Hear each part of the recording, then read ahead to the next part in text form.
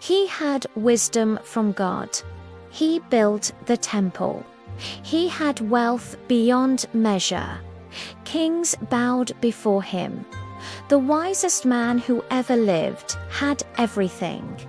But he was about to lose what mattered most. God had given Israel specific commands about kingship. A king must not acquire great numbers of horses. He must not accumulate large amounts of silver and gold. And most importantly, he must not take many wives, or his heart will be led astray. Solomon broke all 3 commandments, but the 3rd one destroyed him. He had 700 wives of royal birth and 300 concubines. Many of these marriages were political alliances treaties sealed with weddings. Princesses from Moab, Ammon, Edom, Sidon, daughters of kings who worshipped false gods. At first, Solomon probably thought he could handle it. He was the wisest man alive, after all. He wouldn't be influenced. He would remain faithful to God while keeping peace with neighboring nations. But wisdom doesn't make you immune to compromise. And compromise, once begun, rarely stops. As Solomon grew old, his wives turned his heart after other gods. He built high places for Chemosh, the detestable god of Moab, and for Molech, the detestable god of the Ammonites. He did the same for all his foreign wives, who burned incense and offered sacrifices to their gods. The man who had built the temple, the man who had seen God's glory fill that sacred space, was now building altars to demons. The man who had been given wisdom from God was now bowing to blocks of wood and stone. The Bible's assessment is devastating. His heart was not fully devoted to the Lord his God, as the heart of David his father had been. God appeared to Solomon a 3rd time, but this time there was no blessing, only judgment. Since this is your attitude, and you have not kept my covenant and my decrees, I will most certainly tear the kingdom away from you and give it to one of your subordinates. Nevertheless, for the sake of David your father, I will not do it during your lifetime. I will tear it out of the hand of your son. The golden age was ending.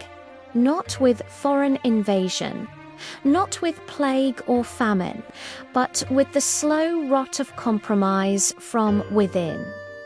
Solomon's reign, which had begun with such promise, ended in tragedy. The United Kingdom he inherited from his father would split in 2 under his son.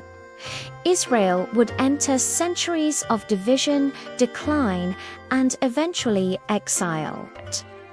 All because the wisest man who ever lived made the foolish choice to let his heart drift from God.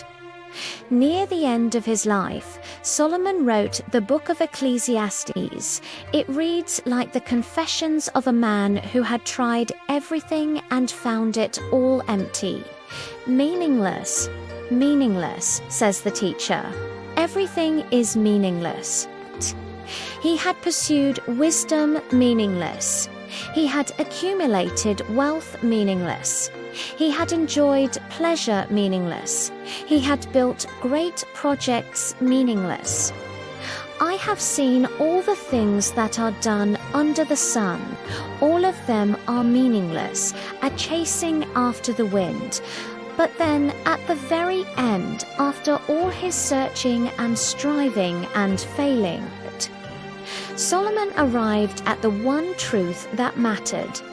Now all has been heard. Here is the conclusion of the matter. Fear God and keep his commandments, for this is the duty of all mankind.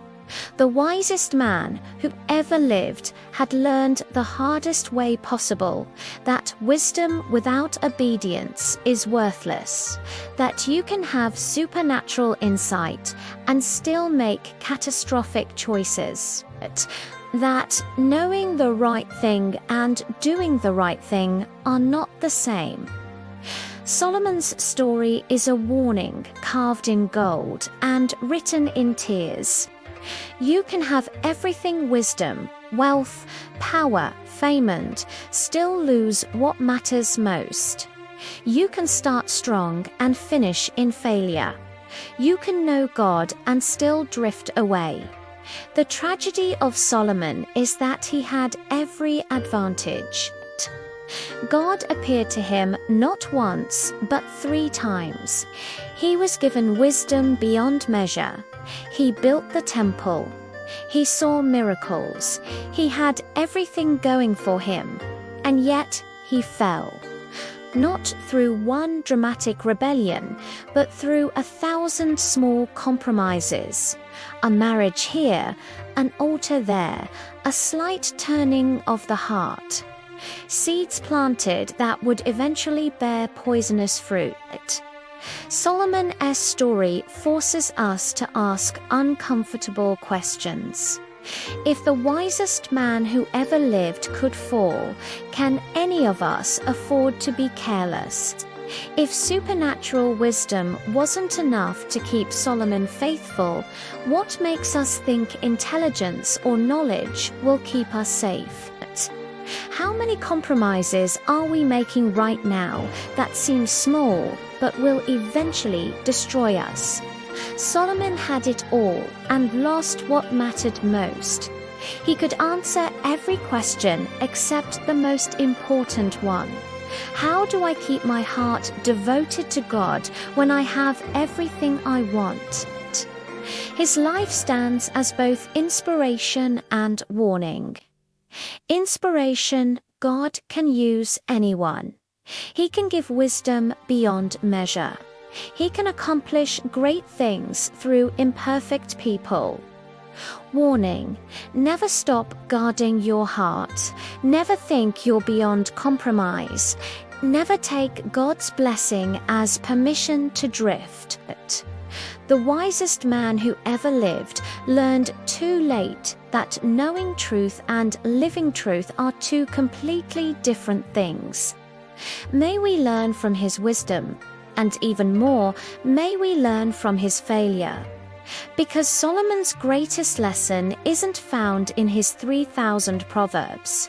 It's written in his wasted potential, his divided kingdom, and his tragic end. The lesson is simple but shattering. You can have all the wisdom in the world and still lose your soul. Guard your heart. Keep your faith. Never stop following God even when you have everything you want. Because the story of Solomon teaches us that success without faithfulness is the greatest failure of all. Please subscribe, like, and comment for more inspiring Bible stories.